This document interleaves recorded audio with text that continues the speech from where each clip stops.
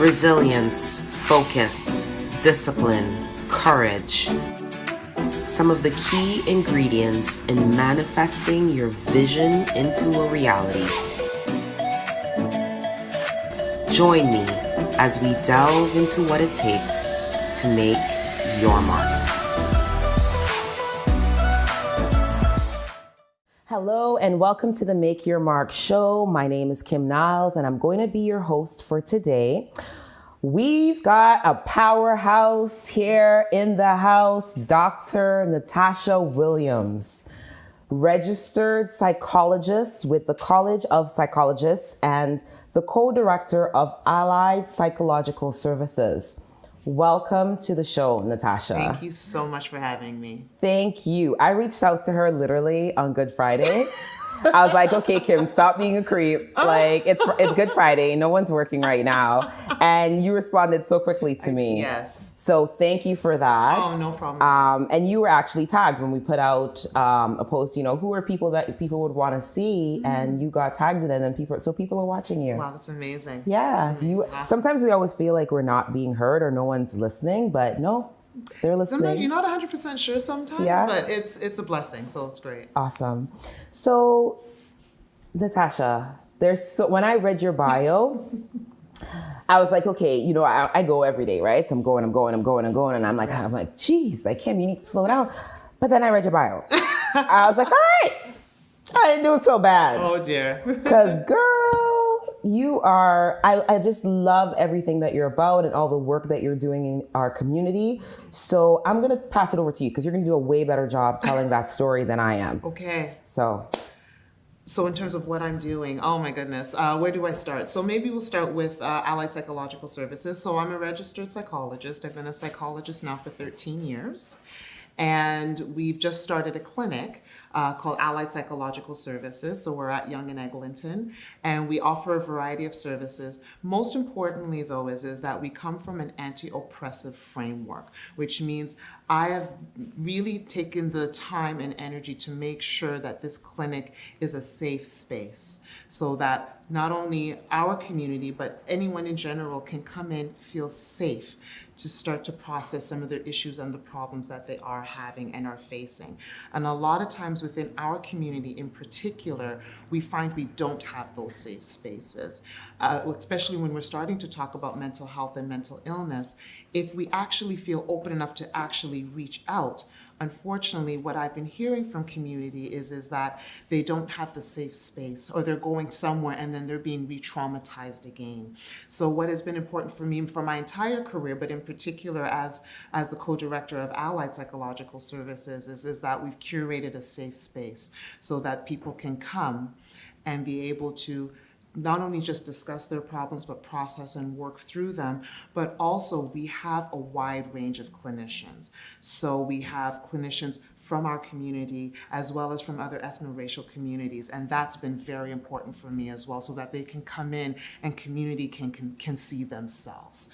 And that's been a huge thing for me. So that's amazing. So I think we need to defog this right here, because I did this on the call yesterday with you, where I called you a psychiatrist. Right. So what is the difference, just for our viewers to know, because I think we get it twisted, and we'll call the two the same, but they're very different worlds. Yes. What is the difference between a psychologist and a psychiatrist? Okay, so first of all, both of us, we do have a very similar scope of practice. Now, a psychiatrist is a medical doctor. So they go to medical school, and from there, what they'll do is they'll stream, and then they will focus on mental health, mental illness, but more from a medication perspective, from that scientific medication perspective. So a lot of times, the main role or the primary role of the psychiatrist is to manage medication. There are some that do psychotherapy as well, but usually their primary role is to manage medications. Now, my psychiatric sisters and brothers have wait lists like you wouldn't believe. Wow. I'm hearing anywhere between 6 to 9 months to almost a year to get in to see a psychiatrist. And a lot of times, literally, it is in and out. It's, how's the medications, how things going, and then that's it. The other thing that differentiates us is that since psychiatrists are medical doctors, they are covered by our Ontario health program. So they are covered by OHIP. By comparison, For example, myself, I'm a clinical psychologist, so I also have a doctorate as well. I am a doctor as well, but I have a clinical psychology doctorate. So I have a PsyD, and we can talk a little bit about that type of degree later. But so I do have a doctorate as well. And again, our scope of practices are similar. I'm able to also diagnose and treat mental illness. What I call myself is a scientific practitioner. So which means I'm looking at what is the basis of behavior. And I've studied it took me about 10, 11 years to receive my doctorate to actually be able to do this. The other piece is that I've also been very well trained and versed in psychotherapeutic practices. So they're not only just counseling, but how to heal and repair, using a lot of that scientific and basic knowledge about upbringing and those types of things. So the primary difference between us is that I'm not a medical doctor, and B, I don't prescribe medication. Okay. So now, and I want to be very politically correct. Absolutely. Because within our community, it's not something we like to talk about. Mm-hmm. We do not like to talk about mental health. We don't like saying we have a mental illness. Right. We don't want to put that plaque upon ourselves. Right. So how has that been for you, being a psychologist, now having to open up those doors to our community and them coming in, first of all, with an open mind? Right. And has there been times where people have, say, been prescribed to you, and then getting past that was just right. the block that was there? Right. So I think our community, it's been evolving. I'll say that much. Now, again, being in it for 13 years, I think I've seen the progressive nature of what we're seeing in terms of mental health, mental illness in our community. Not saying that the stigma is not real and it's not very strong still, but what I'm seeing is a bit of a progression where I'm seeing that we want to have the dialogue. I think our community is really starting to understand something is off. We can't be hiding this any longer. And actually hiding this and having this in silence is actually killing us. So we need to get a better understanding of this dialogue. But I think what we want to do is we want to actually control the dialogue as well. And I think that's the important piece. Whereas for years, unfortunately, what's been happening is that we've had other communities curating the dialogue for us and superimposing their views upon our community. And what we need to do now is to take control of that narrative, helping us to understand how mental illness plays in our community. And our hope is that to have our community heal our community. So it's having more of us as psychologists, as therapists, as healers within the community, helping the community. So what I've seen over the years is that the community is starting to come, but they're coming with multi-layered trauma. Because again, what they've been doing is that they've been going to other hospitals or other therapists who don't look like us, and those therapists don't understand us. So what happens is that a lot of stigma comes into play, but a lot of racism and sexism is being forayed into the psychotherapy, which is causing increased trauma. And then they're coming out even worse than they came in. So a lot of times, a lot of the clients that I have come in with skepticism, and they come with walls. They see that we look alike or look similar, but they're still coming guarded. So a lot of it has been, how do we break down some of those blocks so that we can open up a space for healing? And that does take time, but once they're able to do that, the healing is incredible. Wow. I need to walk around with you every day. Like, we need to be friends. Like, I'm just going to say it like that. We need to be friends. Absolutely. Wow. Absolutely. Wow. Oh my goodness. So, Natasha, that's only one aspect of what you do. Yes. Tell us a little bit more. Right. Okay. So, on top of being a psychologist and a clinician, I also train. I'm a trainer and a teacher, so I do teach in a couple of places. In particular, I train with the Center for Addiction and Mental Health. So I'm contracted with them. I was doing a project with them, a research project, and it was culturally adapting cognitive behavioral therapy for the English-speaking Caribbean community. So it was trying to understand this modality of therapy, which is a westernized modality of therapy. How can it work for our community? So I was one of the principal therapists in that research project. And from there, a manual was also then created to sort of help other healthcare professionals to work with our community using this modality. With that, I've now been training other healthcare professionals in community health centers and other settings for several years since this project has been produced, which has also been an amazing journey. And I'm still training till this day. I have about, I think, 3 or 4 community health centers or other places that are now looking for this training as well. What's also fascinating is that I tell a lot of the clinicians that are working with this modality is that it is a modality. It may not be the only way. Put it in your toolbox, but then also there could be other ways that we can use to heal our community. Our community has so many resources. Yes, we're using this culturally adaptive piece, but please don't only think that this is the only thing. So I also talk about African and Black psychology as well, and how does that, how can we use that to also heal our community as well? So that's another piece. So I also train and teach. And I also teach on cognitive behavioral therapy as well. I teach at the Adler School of Professional Psychology. I'm the main clinician or the main trainer for their cognitive behavioral therapy certificate program. So I also teach a lot of healthcare professionals as well as master's students in that school. Wow. And that's another piece. Okay then. Holy, good for you. Thank you. Thank you for the work that you're doing within our community. We need more of you. Oh my goodness. Thank you. And you know what? I appreciate it. And I really do believe that it is our job as community to heal our community. Yes, it is. It's been a journey to actually get here. It's not an easy road to actually get here, but I also want to be, I want my life to be a testimony that it can be done. A little unconventionally, so we'll talk a little bit about that later, but it can be done. And we do need more of us in whatever capacity to do the healing and not depend on other community. Absolutely. So we are going to take a quick break and we'll be right back. From a tender age, I recognized that I was not the average girl. I was always opinionated, outspoken, and for the most part, unapologetic. I was born to lead, to inflict positive change, to serve. I was born a leader. Harnessing this internal drive led me to spearheading several businesses while unlocking potential within large organizations in director roles throughout the city. While on this quest, I discovered my love for people and passion for personal development.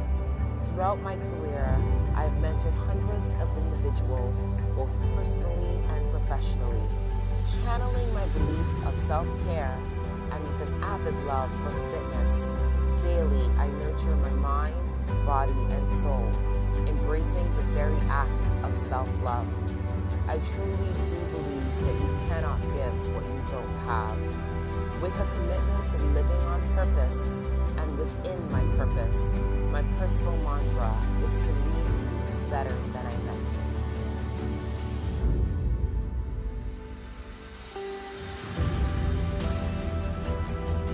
Hello, and we are back on the Make Your Mark talk show. And today we have Dr. Natasha Williams. And I said powerhouse before. I'm trying to think of a bigger word because power is not even it.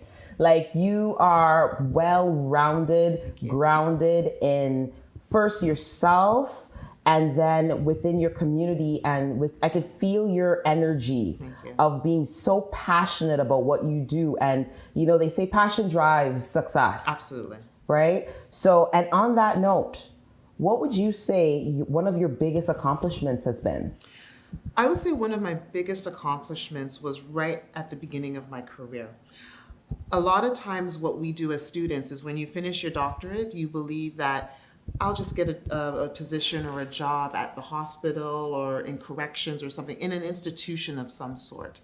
I found out really quickly that I couldn't find work when I was preparing to graduate. I could not find any work.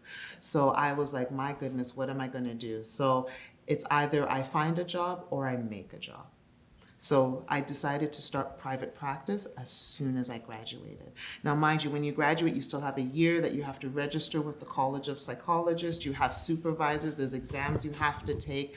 But I decided right then and there that I'm going to be in private practice. So I've been in private practice from the day that I graduated. And it was one of the scariest things that I could have done, because a lot of times you're groomed to get a job at the hospital or community health center or something of that nature. I was very fortunate with the degree that I have, that they gave us a little bit of business background training in terms of, if you're going to be a clinician and in a private practice, then this is what you would do. But I really had to take that leap and say, let's go. And I've been in private practice ever since. So that was one of my biggest accomplishments. It was one of the scariest things that I've done. But through my life, I've learned to work through fear instead of avoiding fear. Because the more that you're able to work through it instead of avoiding it is when your accomplishments become bigger and bigger. So that lesson has been learned for a long time now. So I can contest to that in terms of, you're getting out into the world now as a psychologist. Right. And, you have so many voices happening in your head. My credibility, who's going to come to me, who's going to trust me. And on top of that, then now you're starting a new business. Right, exactly. So you have entrepreneurial life. Thank you. And then you have the life of, am I qualified? Because you're just starting out, right? Yep. So I'm now learning and navigating how to be a psychologist, but then also I need to be a businesswoman as well. Yes. And making sure that this business foundationally is set up appropriately so that it's not set up to fail. Yep. So I'm learning these two things, and then I have so many other hats at the same time. I'm also the accountant. I'm also the secretary. I'm also, I'm doing 1,000,001 things at the same time. But you need to learn this and learn it quick, so that you make sure that this foundation can be set, so that I can be now in business for now 13 years. And it's so funny to say 13 years, thinking that it's a long time, when I go meet my other colleagues and they're like, oh, you're just a baby in the field. I'm like, oh, okay then, 30 years or what. I'm like, okay, all right, that's all right. And you will get there, Absolutely. But it's just, I can contest to that in terms of going from working within the corporate world and then becoming a full-time entrepreneur. And then you have these questions of doubt that seep in. And when you're under somebody else's roof, you can perform, you're running on wheels, you're like, we got this going on. Right. But as soon as there's no roof, and you got to take care of yourself. What? All of those safety nets are pretty much gone, right? I've had people say, I just get comfortable, having a paycheck every 2 weeks and whatever. And I go, well, you've got to learn to be comfortable being uncomfortable. Exactly. And learn how to work through that discomfort really quickly, or else you will not progress to your next level. You can stay in that comfort and that's fine for you. But if you want to elevate to next levels, you better learn how to be comfortable being uncomfortable. Absolutely. And it's the key, because in the work that I do now, especially with coaching, I tell people this all the time. They'll be like, oh, Kim, you know what? You make things look so easy. Huh? Easy. Not even. You don't have a clue, but I don't live in fear. I face fear. Right. Right? I don't live in it. I face it and I say, you know what? What is the other option here?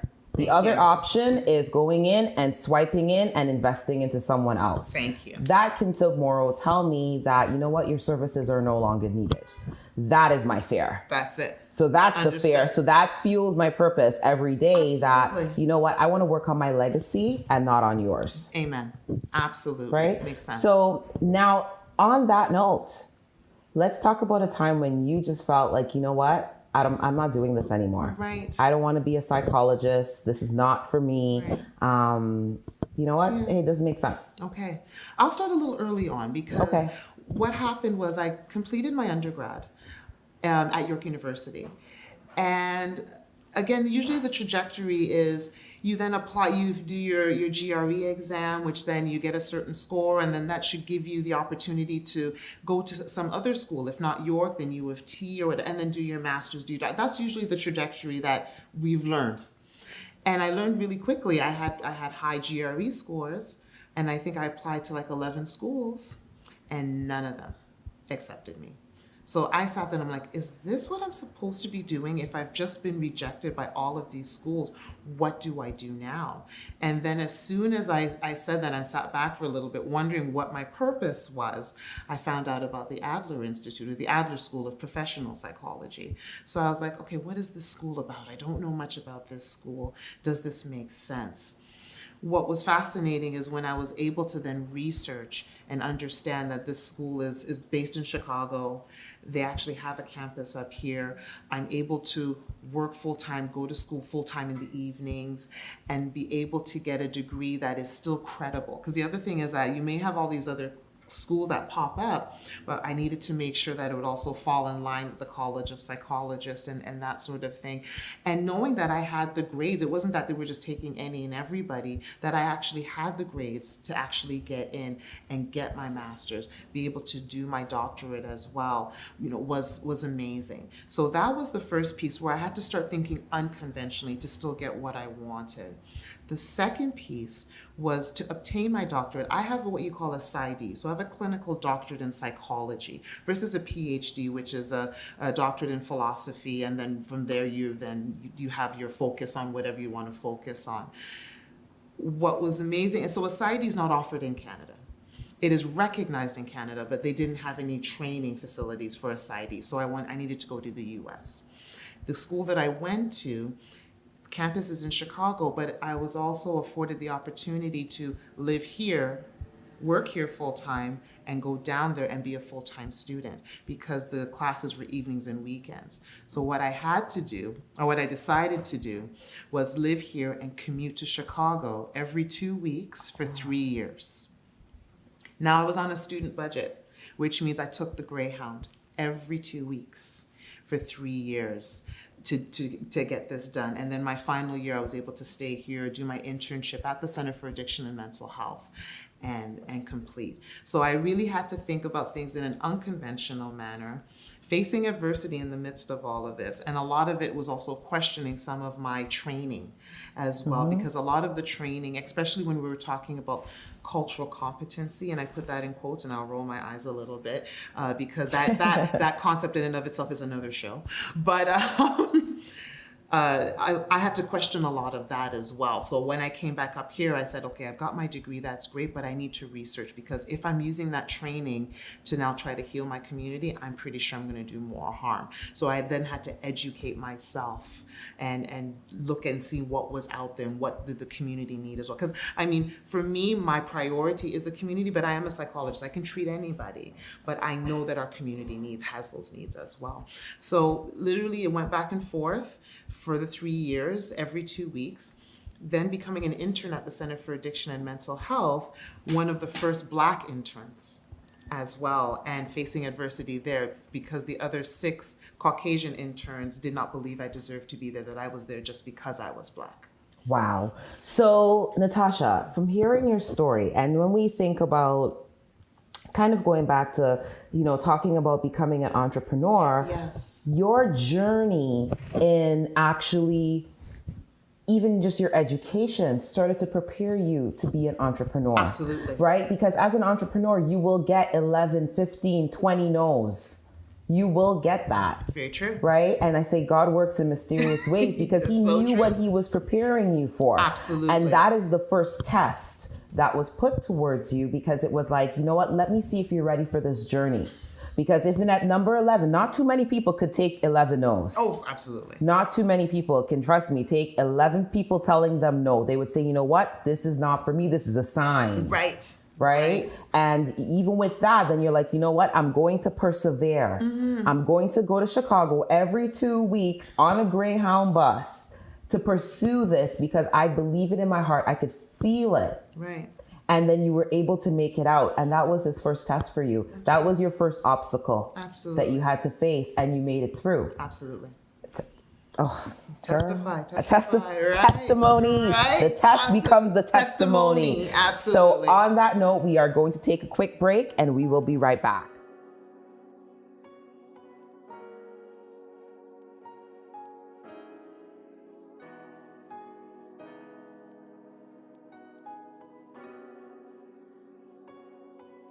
Hello and welcome back to the Make Your Mark show. And today it's hot. It's hot in here. Right? I just had this look, it's hot. With Dr. Natasha Williams. And we are having some great conversation. Absolutely. Like you're talking real life. And I love how you are able to really show us the global perspective as opposed to just the local, like here's a situation, but really taking more of a global approach with it, and seeing how the narrative to your story is actually now fully coming to fruition. Absolutely.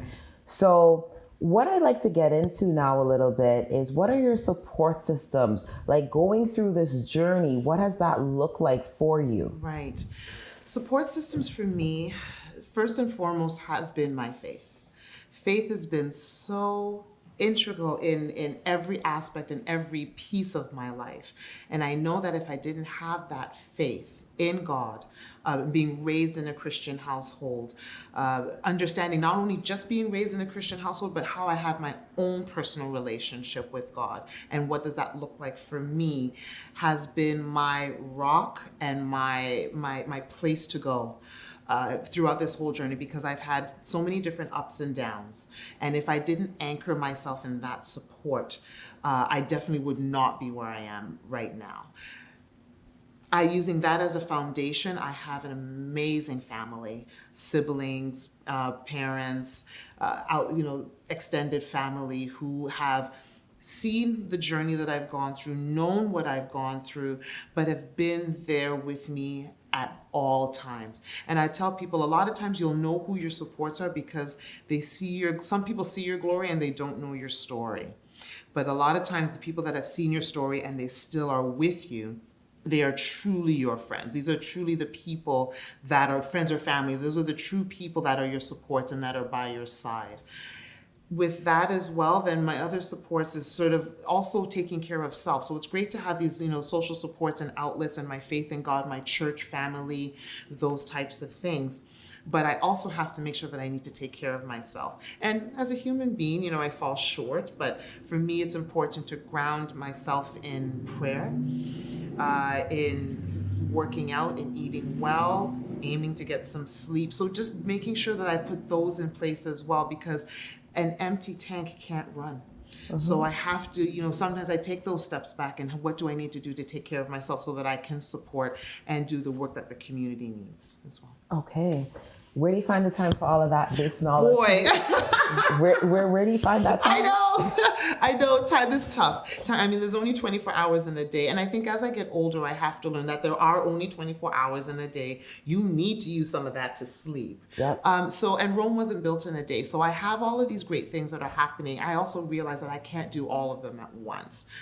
So at the end of the day, I do what I can, and then when I go to sleep at night, I know that I've done what I can, but I know that there is tomorrow. And when I wake up thanking God that He's given me tomorrow, then I'm out again. Okay. And so you mentioned that you have like your family, then you have extended family. So talk to us about your like a relationship. Like, do you have kids, partner? Like, how does that work? Right. So I was married. So at a point in time, I had my husband. I don't have any kids. And he was quite supportive at a point in time. I will never sit here and chastise him, at all. But at a point in time, we had a great relationship. I've known him for about 20 years. And unfortunately, what happened was in 2017, actually, I'll go back a little bit. We were trying to have a family. And what happened was infertility. And a lot of people don't like to talk about that as well. I think it's also taboo. But I am also a proponent of there's nothing that is shameful unless we create the atmosphere for it to be so. So I don't hide the fact that I was struggling with infertility for about 8 years. We were trying to have a family. We went through a lot of the in vitro fertilization. I went through in vitro fertilization 6 times.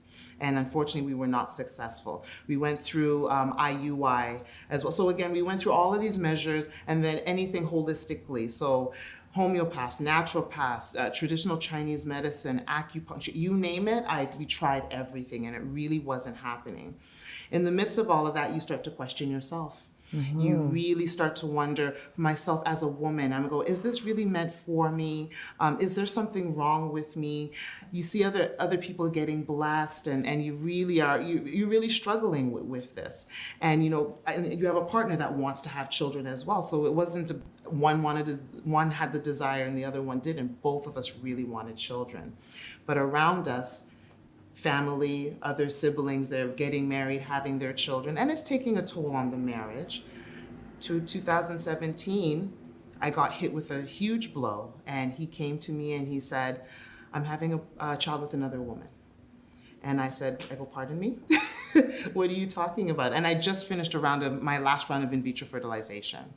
So, and I'll make a long story short, he basically had said that I need a child, and we've been trying, and I decided to broker a deal with another woman who I work with, because she wants to have a child and I want one too. I told her I don't want to leave the marriage, but I need a kid. But, since we're having this child together, you can co-parent. And I said, pardon me?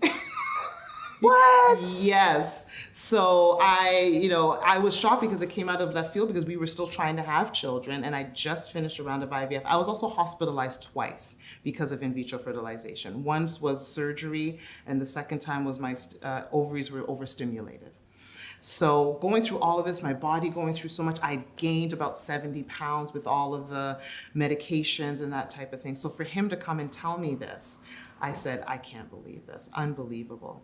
But I stayed for a little while because I thought we can work out this marriage, because we have all of these thought processes as Black Caribbean woman, Christian woman. You're supposed to stay through all of this adversity.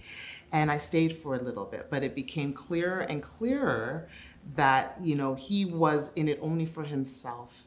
And he wanted me in the marriage still, but in my mind, it was for what I could give, not for loving me, because I'm a doctor and I have financial means, and she's so intelligent, and this. So there was a lot of things that happened. So 2 months after he told me that, I said, I'm leaving. Because I go, you really don't want me, you want what I can give you. And you never even thought of me when you brokered this deal, right? And this is how we presented it. I don't really think that that's what it was. He was having an affair for quite some time. And the baby wasn't a mistake, he planned it. But he also wanted to stay married, so I left. And that was one of the toughest things to go through. And that's where you lean on your support systems. And I also had to thoroughly understand my relationship with God and not use Christianity or my religion to keep me in somewhere that God didn't want me to be in the first place.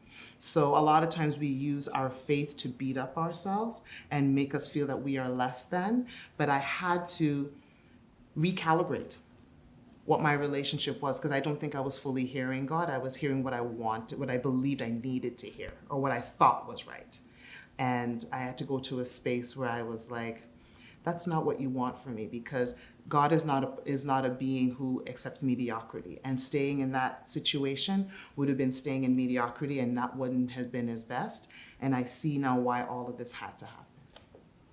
I don't even know the feeling to express that I'm feeling. If it's like, I felt a time I wanted to cry. Right. I felt like I wanted to vomit. Like, I honestly, I just didn't know what to feel. Right. So I could only imagine what you felt. It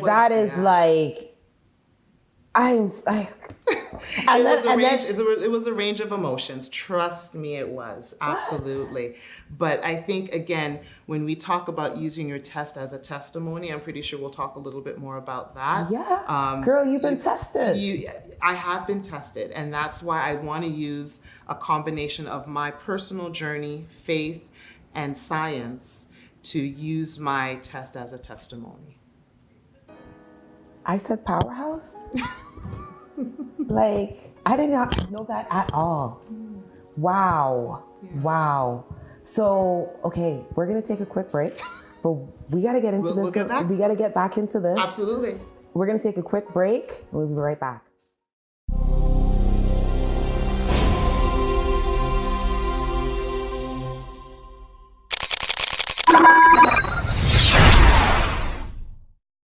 Hello and welcome back to the Make Your Mark talk show. Today we have a double powerhouse because she's not just one. She's a double powerhouse. We have Dr. Natasha Williams in the house, and we are having such a great conversation. And can I tell you, one of the things that I admire about you is your ability to be so vulnerable. And be so unapologetic with it, and also not being afraid of what people are gonna think. And one of the things you said just before the break is you talked about, we only have shame if we own that shame. Absolutely. And I just the story that you shared on your experience being married for such a time, I think it was over 20 years? I've known him for 20 years, but we were married for just under 10. So you've known him for 20 years, married for just under 10. Yes. And to have such a horrific, because I was getting goosebumps. I was like, I thought of my time in the gym and I was like, I didn't work out yesterday. I felt this inner rage coming out that I was like, oh my God, like seriously, really? And the way that you just packaged that and told your story, and thank you. Thank you. That's all I can say. And one thing I will say, because my mind is just raging with so many thoughts, one thing I will say is that, and I say this a lot when I speak in shelters, is you don't have to give birth to be a mother. That's right. Absolutely. Right? You don't have to give birth to be a mother. And some people's purpose in life is just to give birth. Right. Absolutely. It is just to give birth.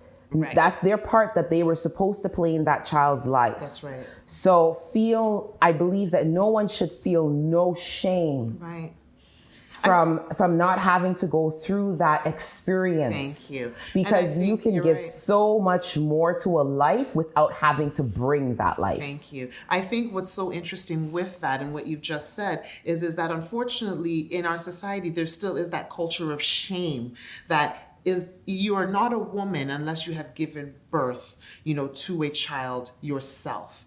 And even if you've given birth, then, there's always these multi-layers of shame. Well, if you didn't give birth naturally and you had a C-section, then you didn't really give birth. And then we just keep on going. I think it came really to a head when they had the story with Gabrielle Union and Dwayne Wade. Okay. Because they had a surrogate, because she was trying to have children. I think her book, and she's been very open about her struggles with infertility as well.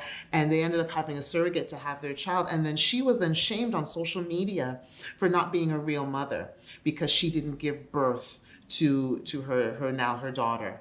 And I'm like, look at this. We are in 2019, and there is still such a stigma and shame that's attached to a woman being a mother and that type of thing. So I think what's amazing is that as we're going forth, there's voices that are speaking to a lot of these topics, to infertility and surrogacy and adoption and all of these types of things, but that there is no shame that is tied to not giving birth. Being a woman and giving birth is part, but it's not the whole thing. You don't have to lose your sense of womanhood just because you have not given birth. So I'd love to really, talk about that as well. Again, there's no shame in that unless we decide that it is shameful. And the more things that we hide, stigma of mental health, mental illness, infertility, all of those types of things, the more that you hide it, is the more shame that is attached to it, because for some reason we're not supposed to talk about it.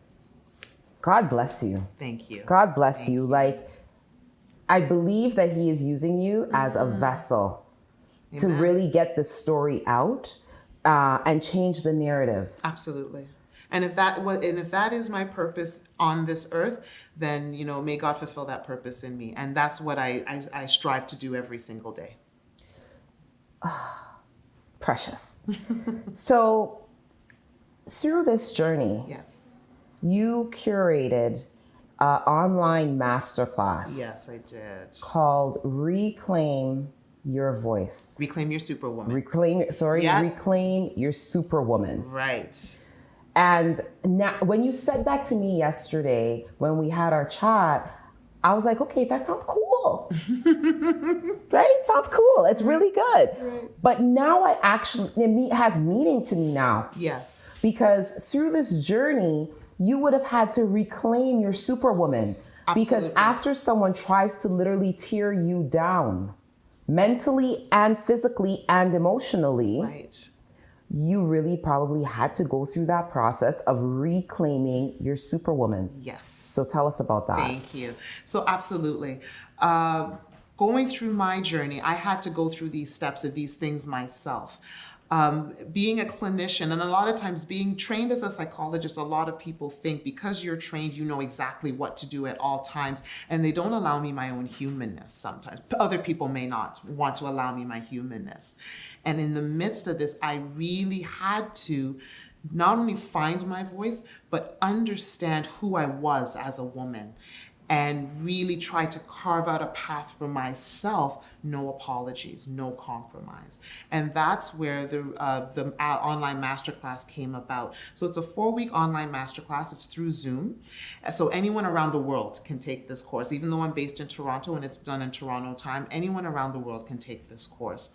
It is a 4-week online masterclass where I'm helping women how to find their voice in the face of adversity. So, and initially it was curated just for people that were going through divorce.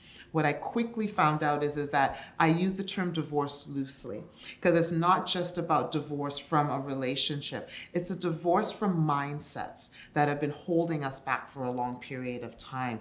So the first part of the course talks about what is this archetype of either the strong Black woman, the strong Black man, or the strong individual, and what are those archetypes that are holding us, or those mindsets that hold us back from being our best selves. Once we can identify them and understand where they have come from, a lot of times they've come from our upbringing of who we are as a woman, as a Black woman, as a Black man, as a Christian person or person of faith. Because I bring faith in this as well. Because we had our discussion talking a little bit about how the faith community also has a role to play in terms of a lot of the stigmas and the unhealthy mindsets that we sort of have in our minds as well.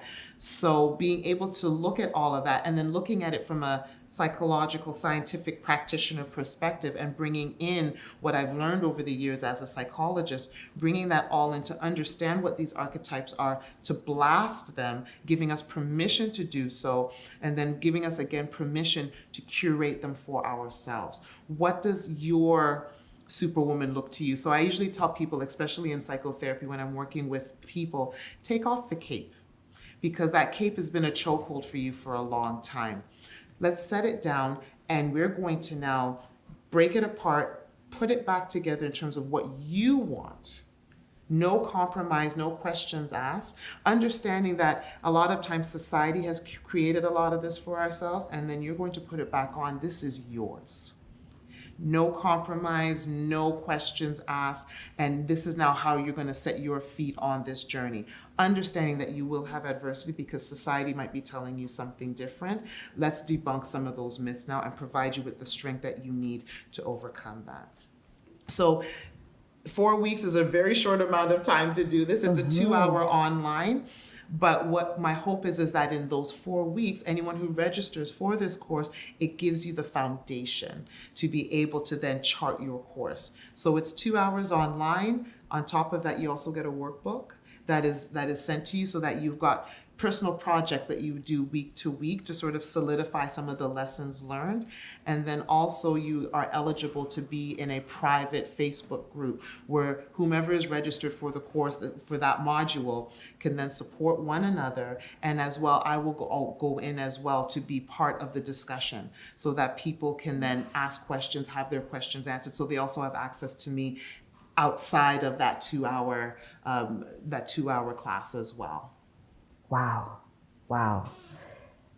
Natasha, you have become closer to my heart in an hour than anyone has. Oh my goodness, I appreciate this. What you did is you packaged what was happening with you, and you found your healing in serving by creating something that can also help other women that are in the same place that you are, because you potentially went out seeking something to help you and there was nothing there. Absolutely. So you believe me now when I said God is using you as a vessel to pave the path and really give voice to those that have lost their voice or who have never claimed their voice in the first place. Absolutely. Absolutely. So you do so much. And I'm like, I want to continue on the Superwoman, but I also know you have a book, best-selling author. Yes, I do. So also part of this journey as well is the book is called Carpe Diem. And this book is myself. I've contributed a chapter. There's 24 other women in this book as well. And what we talk about is how did we seize the day, claim our voice. So it also forays very well into sort of my life journey. My chapter is called The Archetype and the Stigma.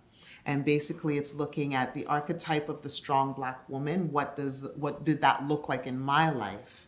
But then also how did that impact the dialogue that we've had in the Black community regarding mental health and mental illness. So that chapter sort of tries to capture all of that using some aspects of my life.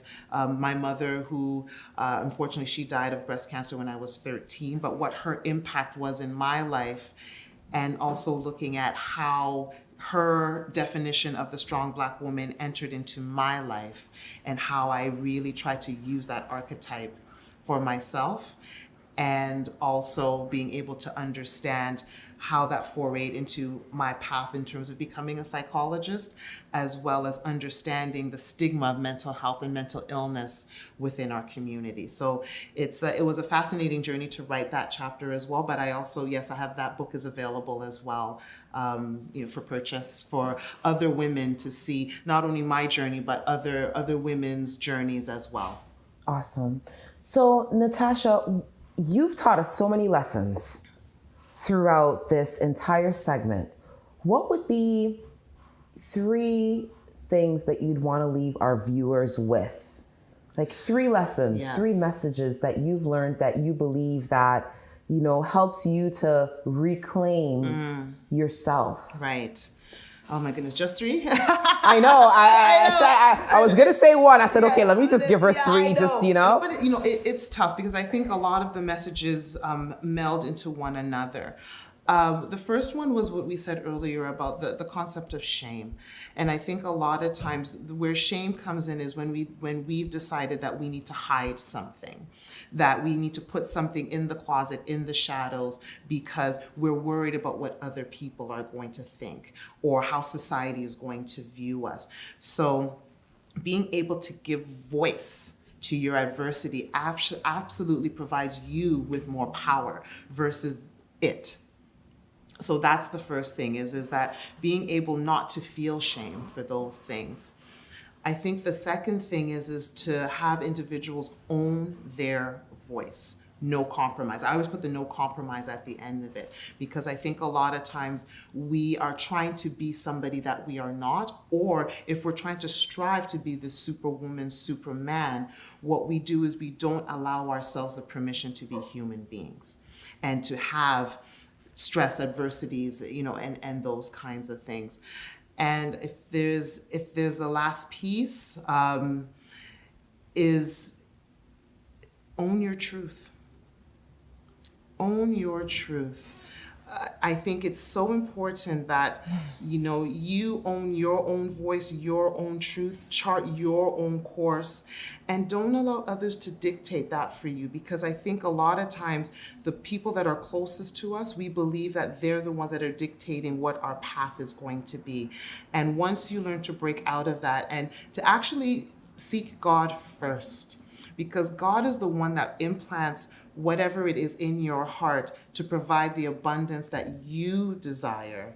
And if we decide to seek him first, then everything else falls into place. So people can tell you a whole ton of lies and stuff, but when you're rooted in him, what happens is that that it's lies, and it's immediately things that you can push aside. So you want to make sure you own your own voice and seek him first. Natasha, I appreciate you. Thank you. I appreciate being here. I sincerely appreciate you. You have blessed my heart, and I know that you have blessed our viewers. And wow, you are a superwoman. Thank you. You are. Thank you. So how can our viewers reach you? What are your platforms? I know you got a Facebook. Tell us. Right. They need more of you. Right. So I have a website. So www.drnatashawilliams.com. We can start there. That's my website. You can also catch me on Facebook, Dr. Natasha Williams. I'm also on LinkedIn. as well, Dr. Natasha Williams. And I'm also on Instagram as well. It's Natasha S. Williams. So these are the ways that you can get me. And then if you want to contact me at my office, a part of Allied Psychological Services, 416-487-0791. And or if you're wanting to get to me individually, either to book me for keynote speaking or to purchase a copy of my book or whatever the case may be, I'm at 416-420-3834. Awesome. Girl, you'd make an amazing keynote speaker. Amazing. Amazing. Because you do have specialty in public speaking. And yes, I'm a member of the Canadian Association of Professional Speakers. So I also make sure that that's also part of where I would love for God to lead me. Awesome. Well, bless your heart. Thank you. Thank you for joining us on the Make Your Mark talk show today. I know the gems were dropped every second of this show. So make sure you watch this not once, not twice, but at least 3 times to make sure you capture everything. Until next time, make sure to follow us on Instagram at makeyourmark.ca. You can find us on Facebook as well at makeyourmark.ca, and you logged in to watch those. So you know we are at www.makeyourmark.ca. Till next time.